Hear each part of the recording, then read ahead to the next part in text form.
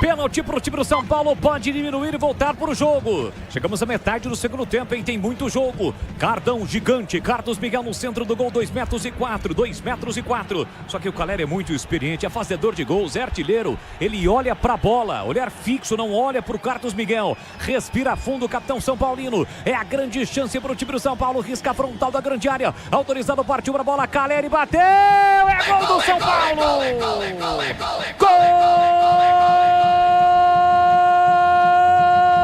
Gol do São Paulo!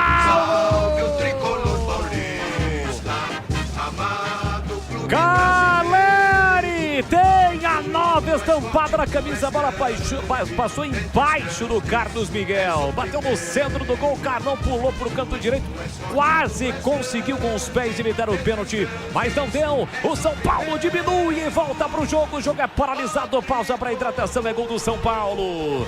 Caleri cobrando o pênalti, no tal pênalti compensado, São Paulo diminui, volta para o jogo, 23 minutos do segundo tempo, tá registrado Caleri, dali, tricolaço do Morumbi. São Paulo 1, Palmeiras ainda na frente 2, não deu pra você, Carlos Miguel não chora não, goleirão, a bola dorme no fundo da sua rede e o detalhe do gol, Breno Beretta. Detalhe pra tranquilidade do Caleri, ele deslocou o Carlos Miguel, que caiu pro canto direito e fez aquele pênalti de segurança, batida de segurança no meio do gol, uma bola forte, praticamente rasteira, e ela passou por baixo das pernas do grandalhão Carlos Miguel, que tem 2 metros e 4 de altura e quase toca na bola com as pernas.